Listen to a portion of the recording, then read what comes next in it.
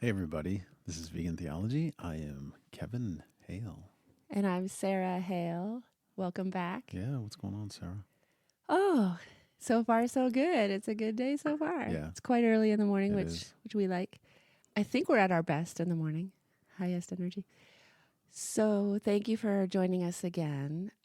What we have been doing this past episode, and this is our second one. This is a dive into Andrew Linzey's writing, specifically his book Animal Theology, and Kevin's also been reading another book by Andrew Linzey And Clair Linzey, called, Animal Theologians. yeah, we want to find out what others who have gone before us, theologians who happen to care about the other species that we share this planet with, and Right. what our theology should be around that.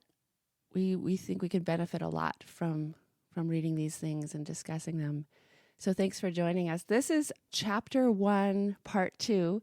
I really would love to make the goal. I have the goal that we will only spend one episode on each chapter and be a little bit more concise, even though there's a ton to talk about. Right. But yeah, the last episode was running a little long, and so we broke chapter 1 into two episodes. So Yeah. We'll see how it goes, though, because you're right. These yeah. books are dense and they're full of amazing information. So yeah, we want to get through the rest of chapter 1 today. I was thinking, though, for me, one of the highlights of our last episode was when Kevin said it was something along the lines that someday we won't have to call it animal theology, that it will just be theology. right. And that was really inspiring to me. That was really beautiful.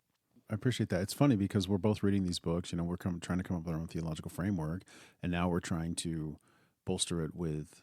I think we're both reading Lindsay for the first time, and we've read some David Clough, or is it Clough? I'm not sure how he pronounces his name, but and others, Norman Phelps. But I think what we really want to do is we want to build an amazing vegan animal theology framework, and so I'm reading Animal Theologians by Andrew Linzey and Clair Linzey. And I was just getting into it and I made that comment. And then literally I get back to the book and it's, by the way, Animal Theologians, both books are fantastic, but inspiring. I'm just so excited to read this book and I'm just getting into it. But I came across this quote and it's just so nice that our thinking, I feel like, is lining up. It's resonating.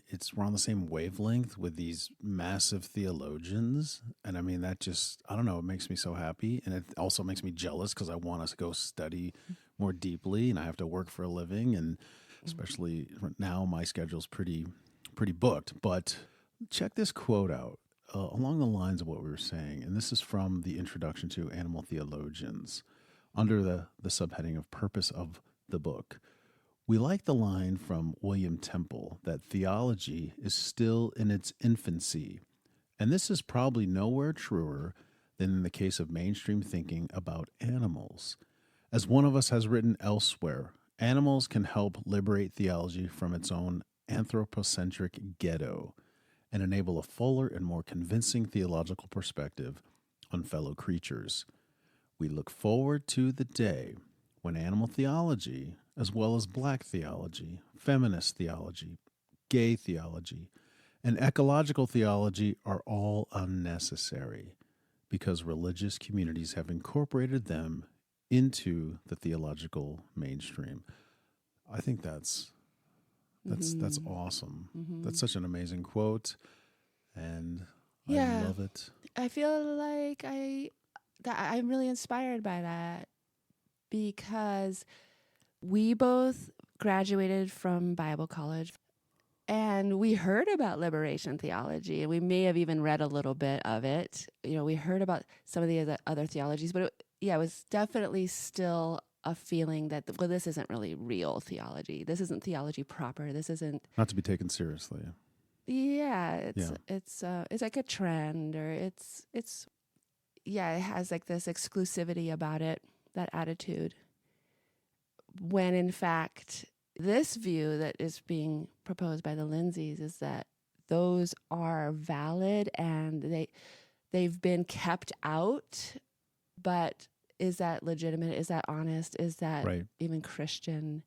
Yeah, and what they say in this book, and one of the authors is talking about Albert Schweitzer's, basically saying if your systematic moral theory does not, if it's not comprehensive and it doesn't incorporate all of creation, then it's kind of, I wouldn't say invalid, but it's not a good system. We need a systematic moral theory and a theology that includes everything, that includes humans and non-human animals and the earth. It has to incorporate everything. The whole creation is going to be redeemed, not just humans.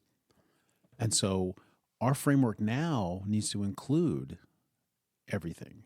Mm-hmm. So it's an inspiring book. Yeah. I can't wait to read it and finish it. So excited about it.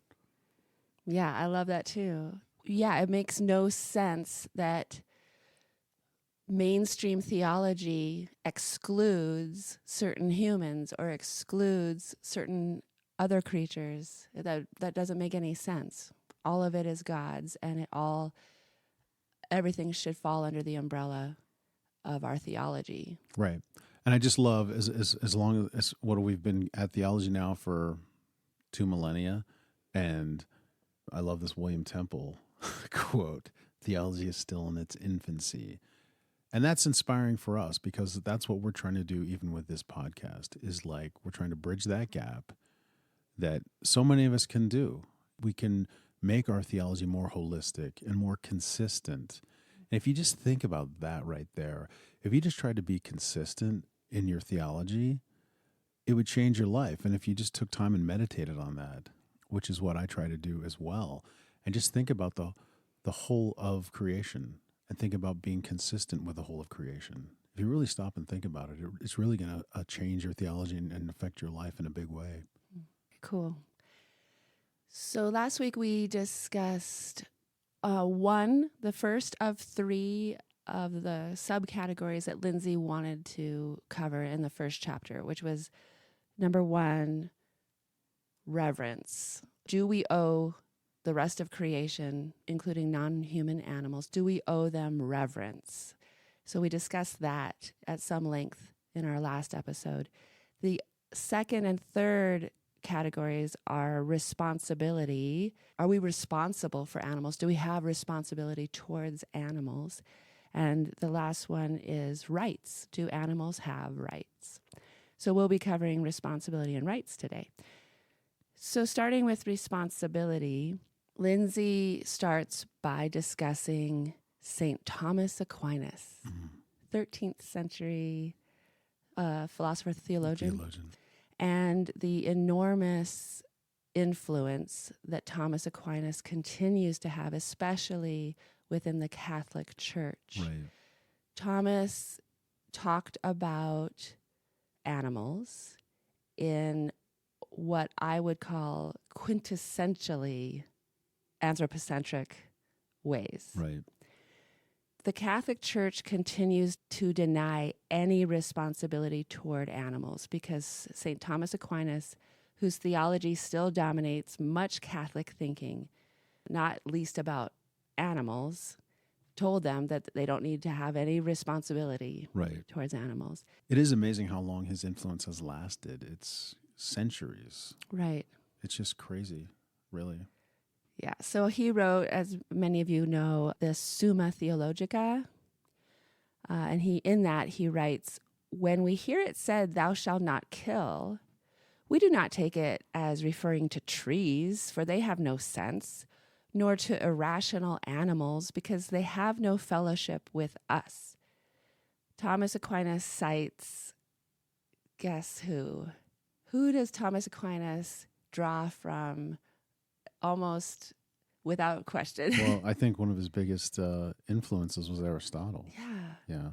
So that's something that Linzey really shows in this chapter. He really reveals that Thomas Aquinas basically just adopted a lot of what Aristotle was saying. So Thomas Aquinas's views are very Hellenistic, not Hebrew.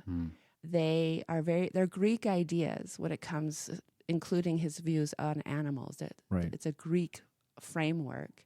And then he just kind of sprinkles some scripture here and there on top of it, but Right. it's not like he went to the Bible to find or to develop his views on animals. He actually just adopted what Aristotle was saying. And just to emphasize that, we've talked about this in past podcasts, but the Greek thinking between the material world and, say, the non-material world, that they kind of saw the material world as worthless. I don't know if they use the word evil, but just worthless, and we're going to escape this bondage we're into, this material world, so to speak. Yeah. And that's kind of what influences our whole today's modern view of heaven.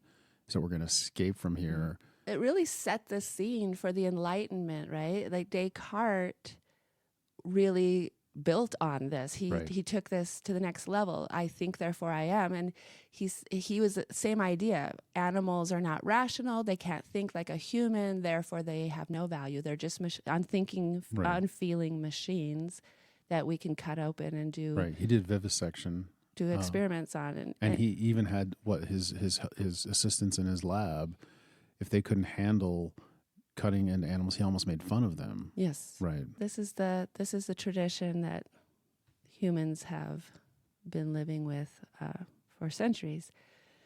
So Thomas Aquinas cites Aristotle as his defense, quote, "the natural order of things," end quote. There is no sin in using a thing for the purpose for which it is. Also, Augustine follows this reasoning as well. Quote, "both their life and their death are subject to our use."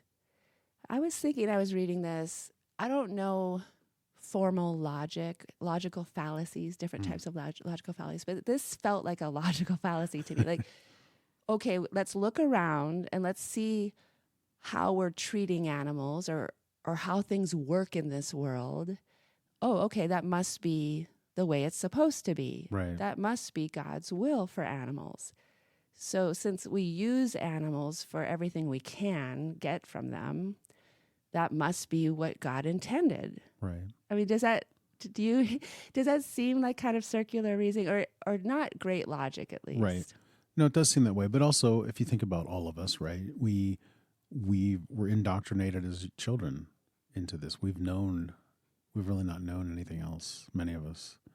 You know what I mean? This is just the way it is. You're right. It's pretty normal. We've normalized it so much that we don't even think about it, right? We almost can't even examine our own culture.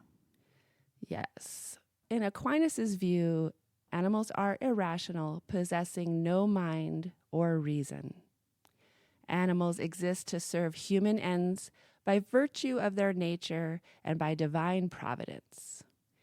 And animals have no moral status in themselves, save insofar as some human interest is involved, for example, as human property. So animals only have any status if they happen to be someone's property.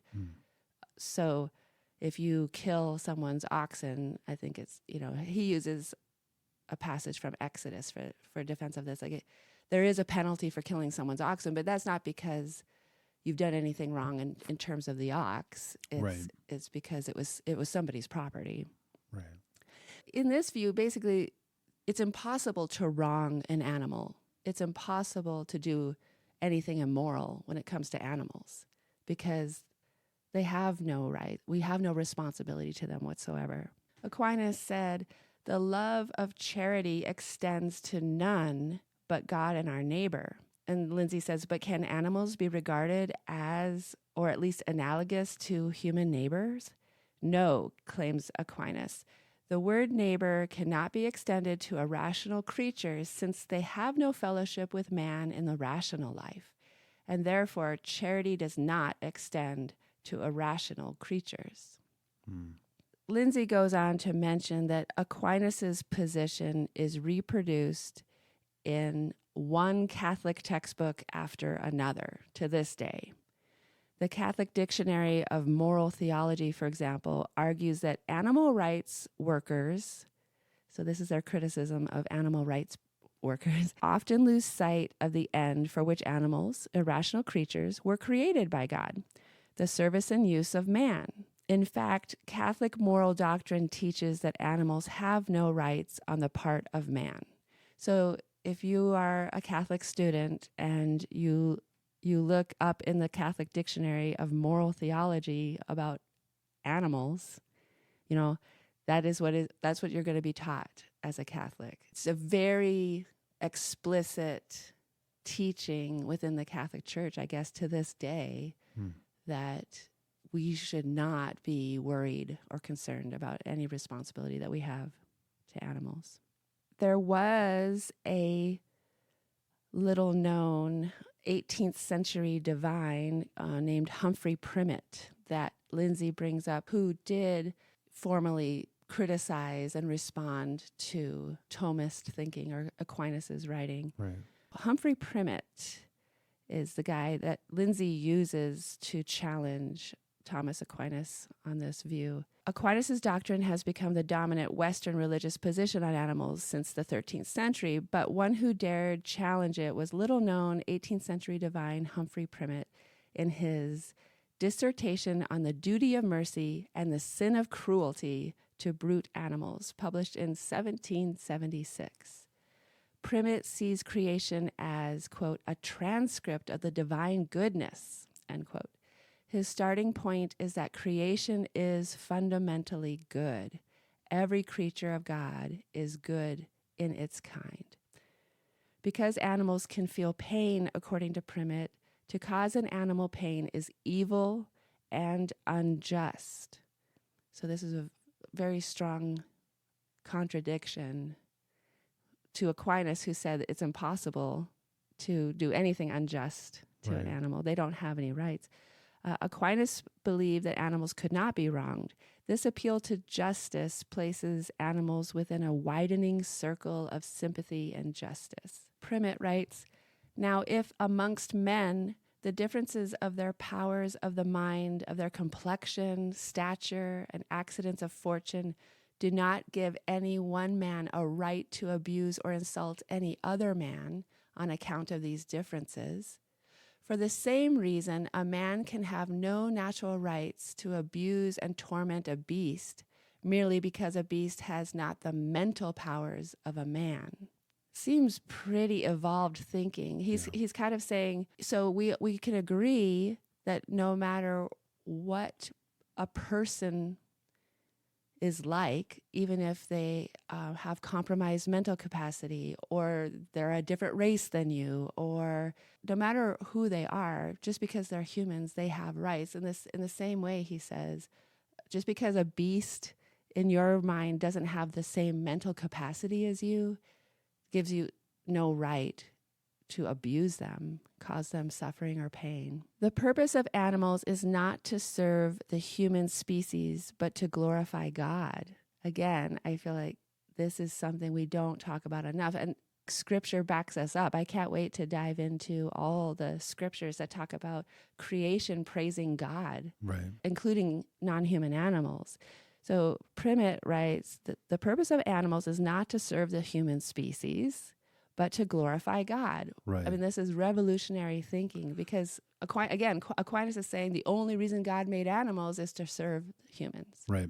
And I got to tell you, that just reminds me of the quote I read earlier where it says, animals can help liberate theology from its own anthropocentric ghetto. And I don't know, it really struck me when I read it. I was really moved by that. Wow, do we think about that? Yeah. Do we, even creation, do we go and sit in? I know we actually just watched a documentary on PBS about turkeys, because Thanksgiving is coming up, and it was pretty moving. This naturalist, scientist, whatever he is, a biologist of sorts, Joe Hutto. It's a very interesting documentary if you ever want to watch it. We rented it.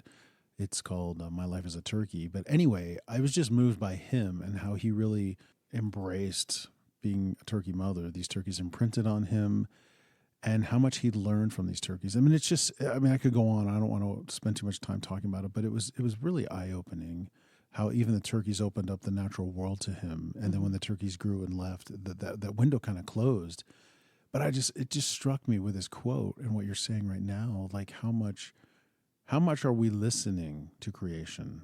Mm. How much are we listening to animals? How much richer would our lives be? How much richer would our spirituality be? How much richer would our relationship to God be if we were in harmony with the rest of creation, if we were learning what they have to teach us, Right. what creation has to teach us? Right. Actually, I think you just helped me understand why either Clair or Andrew Linzey writes that we've been in a anthropocentric ghetto. Right. This ugly, diminished, narrow Right. existence, just thinking God only cares about human souls. Right. Right. No, we're like trampling on creation and animals. And anyway, good stuff. Right. It is exciting. It is exciting. So the purpose of animals is not to serve the human species, but to glorify God. They have a justification for existence which humans themselves have yet to earn. So let me just read this again. They have a justification for existence which humans themselves have yet to earn, and earn they may supremely through the exercise of mercy. So there's a lot in there, and the language is a little archaic, but basically that the way I'm reading it, the purpose of animals is to glorify God, and that's their justification for existence. And our purpose is to glorify God. Right. And we need to do that, and the way we can do that is through exercising mercy. Right. Right. And just with that, we talked about this in one of our earlier episodes, that the purpose, when we talked about, I think it was in the function, purpose, and order episode, we just talked about their purpose and their function is to be animals, to live as animals. Mm-hmm. And it's our job as caretakers and viceroys bearing the image of God to allow them to be who they are. Yeah. To cultivate a world in which they can fully be who they were created to be. Right. Yes. Which we're doing the opposite of that, for sure, with animal agriculture and other ways we use animals. We may pretend, this is Primit again, we may pretend to what religion we please, but cruelty is atheism. We may make our boast of Christianity, but cruelty is infidelity. We may trust to our orthodoxy, but cruelty is the worst of heresies. Wow. I grew up in a family of hunters and fishermen, and sometimes there was a lot of joy and delight in cruelty to animals. Yeah. That was like the brand of Christianity that I grew up within. And I think about, it never sat well with me, but, when it's your authorities and you're a child, you accept it basically on some level. But I love this. Cruelty is heretical. Cruelty is actually atheism. Cruelty is infidelity to God. Right. No, and I mean that, it's just what it reminds me of. I think when we were doing our earliest podcasts for vegan theology, somehow I came across the word miscreant. And so I decided to look up the etymology of it because I was thinking, I wonder if it means like miscreation. But it wasn't. It was a different kind of word. It had a different root. But it said basically someone who maybe doesn't follow the law. And one of the synonyms was a heretic. I thought it was very interesting. But then it got me thinking about miscreating and what our jobs are as Christians and as co-creators with God to create. And just this quote that you were talking about, this cruelty, we're not meant to be cruel. And being cruel, I love that quote by Primit. Basically, I mean, that's pretty strong language, right? Right. Heresy, atheism, if you're not... Infidelity. I mean, that doesn't get any stronger than that. Yeah, if you do have the view that humans were given the command at creation to be responsible caretakers of creation, to rule as God had already revealed they should rule through God's benevolence and provision and love. If that's what we were commanded to do, if that was the first commandment we got, and then we turn around and we're actually cruel to creation, yeah, you have to call it heresy. You have to call it infidelity.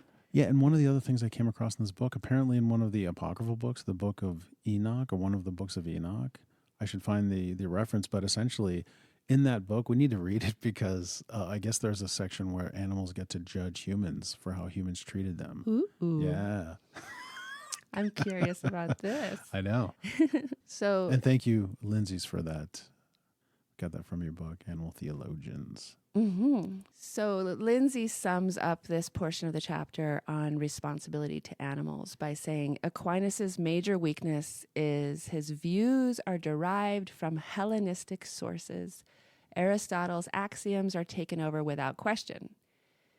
Again, which is since animals have no rational capacity, which of course we could debate if that's even true. They have no intellect, which again, that's obviously not true. And animals have no other purpose save that of serving human beings. Aquinas is quintessentially anthropocentric. These are Greek ideas. Linzey points out that today's Old Testament scholars understand the word dominion to not mean despotism, but responsibility for. Yeah. Yeah, and something you just said right there. Again, I'm just getting into this book, Animal Theologians, but one of the chapters is on C.S. Lewis, and it talks about his book, The Problem of Pain, and the author of that chapter, Michael J. Gilmore. I'm just going to read this. It says, it shows how Lewis's views are expounded on the wide canvas of his fictional works, which reject dominion as despotism and insist on human responsibility to animals. Humans' failure to care for creation is egregious in the sight of God. Only an eschatologically renewed human species can provide the ultimate corrective to human depravity towards animals. I'm like, wow. Egregious to a God really is a powerful phrase. Well, and it got me thinking, too, when it says of Lewis's fictional works. If you think about, I haven't read that many. I've only read The Lion, the Witch, and the Wardrobe, but just think about Aslan, and you think about the other animals in there, or the fawn. The fawn. Yeah, they were equals, and the fact that he represented Christ as a lion is pretty interesting. If it just starts to put things in perspective a little bit, maybe to look at his fictional works a little differently. Yeah. So again, Linzey trying to wrap up the responsibility to animals section. He says that in Aquinas, Genesis is interpreted in terms of the Aristotelian pattern, which sees nature as a hierarchical system in which it is assumed, as with human society, that the male is superior to the female is superior to the slave is superior to the beast, and so on in declining intellectual order. The animals are as, quote, naturally subject to humans as slaves are to their masters. No wonder that Robin Atfield argues that the tradition which holds that in God's eyes the non-human creation has no value except in its instrumental value for mankind has Greek rather than Hebrew sources. And he goes on to say, again, the fact that this worldly way of seeing the world and then superimposing this world's systems, this world's way of dividing up power and rights, superimposing that onto God, saying that, that's how God intended it. Yeah. That could be called heretical too. Right. Right. And he just says God's providential care attested by Scripture becomes telescoped into the continuing obsession with individual human soul cultivation at the expense of the rest of creation. And that, I would say, is an accurate description of at least the churches that I grew up in. Everything is telescoped down into human soul cultivation. Right. And no consideration is given to anything else that God created or anyone else that God created. Very little. Although Aquinas has had the far greater influence on Christian theology than Primate, who's basically unknown. Right. Linzey does want to point out a historical note that the person responsible for putting out Primit's second edition was a man named Arthur Broom, who also was responsible for the foundation of the first National Animal Welfare Society in the world, the SPCA, later known as the RSPCA, in 1824. And they credited Primit as being a lot of their inspiration for starting a group of the first group in the whole world, or at least the Western world, to care about the welfare of animals and fight for some legal rights and legal protections for animals. So that was part of Primit's legacy. And then he goes on to say, unfortunately, part of Aquinas's legacy is that in the middle of the 19th century, Pope Pius IX forbade the opening of an animal protection office in Rome on the familiar Thomist principle that humans had duties to fellow humans, but none to animals. Which is just kind of surprising that the Pope felt the need. But yeah, if you believe what Thomas Aquinas said as near gospel, if that's what forms your theology, I guess that choice is a consistent choice for the Pope to make. Well, it also just gets me thinking, like, why did the Pope feel it necessary to say anything? It reminds me of the Shakespeare quote, doth protestus too much, or doth protest too much. Like, what was happening at that time? Yeah. That Aquinas needed to make these strong statements that we can disregard animals. They don't feel anything. They're not worth anything. And why did the Pope get involved? Right? Like, why did they feel the need to even say anything? Yeah. Yeah, they felt like they had to take a stand. Like, things are getting crazy. Well, that you just kind of wonder that historically what was happening at the time. I don't know. I'm very curious. That is interesting. Obviously, I've been a Christian vegan now for years. This kind of thinking that it is unchristian, it's almost like they're saying it's unchristian to care about animals. Yeah. And so that your Christianity is questioned when you actually even suggest that we have responsibility to animals. Right, for sure.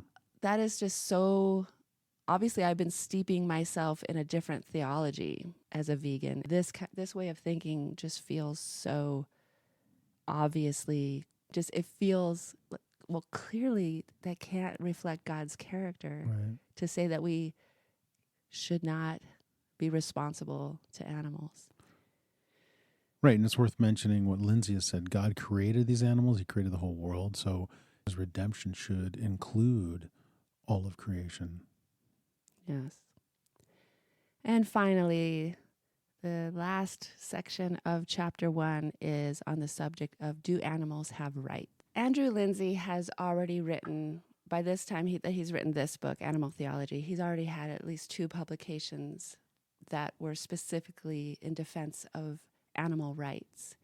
And I love the humility he displays as he writes about this, because he basically tells a story that his first book on animal rights leaned heavily on using animal sentiency, as justification for them having rights. His book was criticized by obviously many, many people, but one of the people who came out with a response in criticism of Linzey was Richard Griffiths. Linzey expresses gratitude for that. He says, because of Richard Griffiths' criticism, it really challenged me to go much deeper in my analysis and my theology in defending the rights of animals.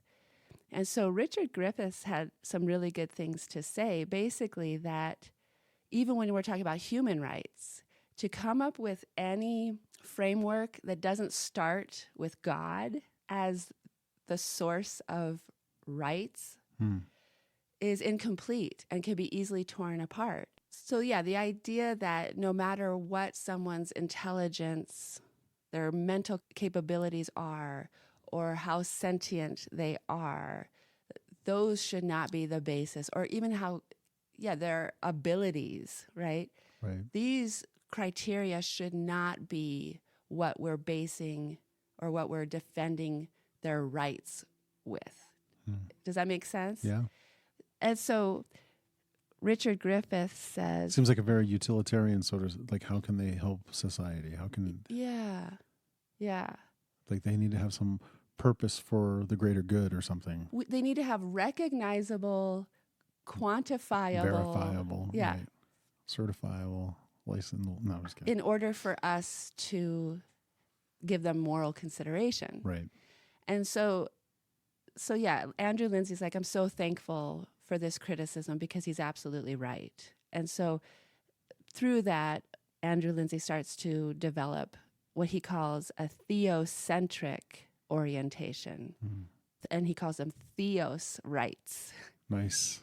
So I just wanted to give a little bit of what Griffith said. Griffith enumerates some of these positive elements.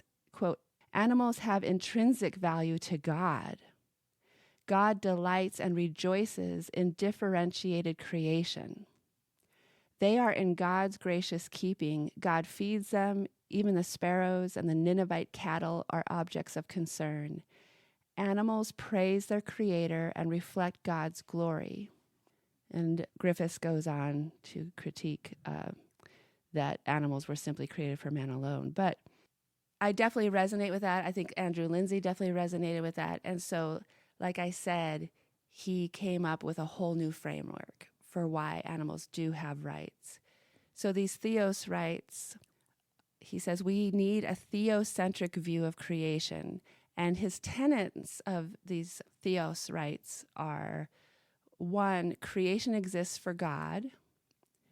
2, God is for creation. And 3, this, quote, forness of God towards creation is dynamic, inspirational, and costly. And then 4, if creation exists for God, and if God is for creation, how can human beings be other than for creation? Wow. So going back to number 1, creation exists for God. Creation exists for its creator, Linzey says. Years of anthropocentrism have almost completely obscured this simple but fundamental point. What follows from this is that animals should not be seen simply as means to human ends. The key to grasping this theology is the abandoning of the common but deeply erroneous view that animals exist in a wholly instrumental relationship to human beings. Even if humans are uniquely important in creation, it does not follow that everything in creation is made for us, to be pleasing for us, or that our pleasure is God's chief concern. We need to be wary of making absolute claims about God's chief concerns. He quotes James Gustafson, who says, "The chief end of God may not be the salvation of man." Wow.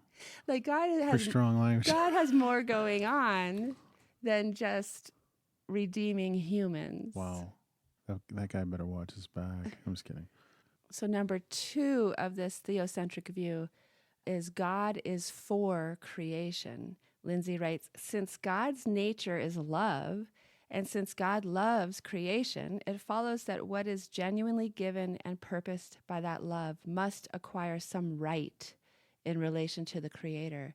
I do not see how God can be the kind of God as defined by Trinitarian doctrine who is morally indifferent to the creation which is sustained, reconciled, and which will in the end be redeemed. To posit that the Creator can be indifferent to creatures, especially those who are indwelt by the Spirit, is ultimately to posit a God indifferent to his or her own nature and being. So basically, again, God's character is love. How could God's character be indifference, right? Especially indifferent to his own creatures. Well, and I think it just reminds me of what we've said early on, that God's character is woven into his creation. And if you stop, and it just got me thinking about animals and how animals treat each other, how they treat their children. They are caring and loving.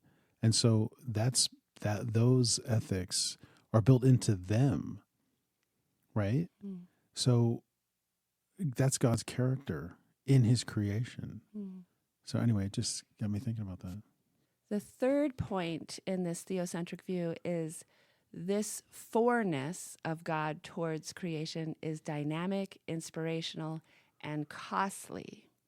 It is dynamic because God's affirmation of creation is not a once and for all event, but a continual affirmation. Otherwise, it would simply cease to be. It is inspirational because God's Spirit moves within creation, especially within those creatures that have the gift of a developed capacity to be. It is costly because God's love does not come cheap.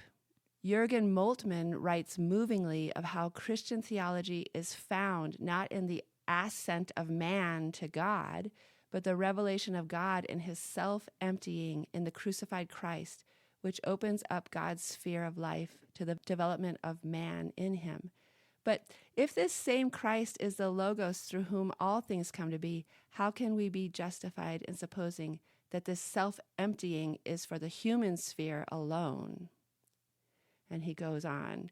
Clearly, there's a lot more to be said, and I encourage everyone to read the book themselves. But this forness of God towards creation has all these elements: dynamic, inspirational, and costly. And then the fourth point he makes: if creation exists for God, and if God is for creation, how can human beings be anything other than for creation? And he says, if you're worried that this theocentric view of creation is somehow undervaluing humans, he's saying, well, no, if you think about it, we're saying that it's only humans who have this special task within creation to do what other creatures cannot do, at least in a consciously deliberate way, namely to honor, respect, and rejoice in the creation in which God rejoices. Wow. So yes, we still have a very important, unique, central role, but it's not to be callous and cruel. It's to celebrate God's creation and to order it. And he says, in short, if God is for them, we cannot be against them. Wow. Which I like. That's awesome. So to sum up chapter 1, I just wanted to read one more quote from the end of the chapter. Linzey says, according to Theos writes, what we do to animals is not simply a matter of taste or convenience or philanthropy. When we speak of animal rights, we conceptualize what is owed to animals as a matter of justice by virtue of their creator's right. Animals can be wronged because their creator can be wronged in his creation. It's all that's connected. What we do to the least of these, we do to God in a very real way. So again, it's very inspirational to read someone like Andrew Linzey. And again, so this chapter is talking about that we should have a posture of reverence for all of creation because they are God's creation. Right. We should be responsible to all of creation because it is God's creation. And animals have rights because they are God's creation. Yeah. Very interesting. Again, I'm reading Animal Theologians and I'm just getting into it. But based on our podcast, our conversation last week, I was very interested in Albert Schweitzer. So I kind of jumped to the Albert Schweitzer chapter. And just to begin, because you were talking about reverence, and it sounds like he's really, Andrew Linzey and Clair Linzey, done their due diligence. But I thought it was very interesting because, again, you hear the word reverence and, you just with any word, you might think, oh, I know what that means. And again, I'm just getting into it and unpacking it, but I thought this was very interesting. 2 quotes here. If you desire peace in the world, do not pray that everyone share your beliefs. Pray instead that all may be reverent. And that was by Paul Woodruff. And then another quote by Schweitzer himself. Only such thinking as establishes the sway of the mental attitude of reverence for life can bring to mankind perpetual peace. And so there's this sense of and this chapter was written by Carl Tobias Frayne. The whole chapter it's about Albert Schweitzer, but it's called The Life of Reverence. And it seems like that was fundamental to Schweitzer's view. And it just got me thinking about reverence and these quotes. I mean, you want peace, you want a nice, peaceful world, a respectful world, start practicing reverence. And I know I could learn from that quite a bit. Very profound. It is. It's life-changing. It could be world-changing. If everyone was taught from a young age that all of God's creation, all humans, all non-human animals, all of nature should be reverenced.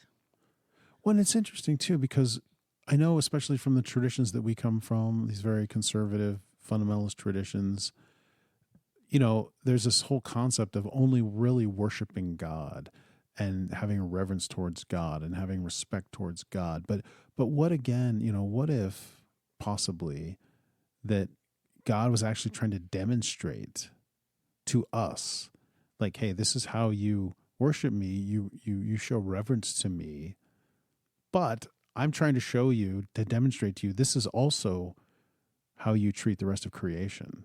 And again, we've heard sermons on the 10 Commandments where the first few are directed towards God, and the last few commandments are directed towards humans or our fellow creation, I guess. And again, I don't want to make it anthropocentric, but those are the sermons we've heard. God and then your neighbor. Love the Lord your God with all your heart, with all your mind, and then love your neighbor as yourself. And yet, what if the whole concept of worshiping God and showing reverence to God was just him trying to show us a practice of showing reverence to your fellow creation, your neighbor, exactly, your animal neighbors. That's really important. I think that's really a new way to look at the greatest commandment: love God and love your neighbor as yourself. That you do that, you have completed the law. Right. And that's the essence here, right? And it's kind of what you're getting at, I think, too, is that, and this is how I think about this, at the end of the day, in the eternal state, when we're all on the new earth and love rules the day, love, when you're loving your neighbor and you're loving God, there are no need for rules. Mm-hmm. We're not going to need a bunch of rules. No. They're going to be completely unnecessary. So maybe we start practicing that now, right? Let's do it. Let's try. Practice more reverence every day. Yeah. Talking to myself. Hallelujah. Right? Yeah. All right. Hey, thanks for joining us. This was episode 11 of Vegan Theology. We appreciate you listening. Yes, we do. Thank you. Have a great day. Yeah.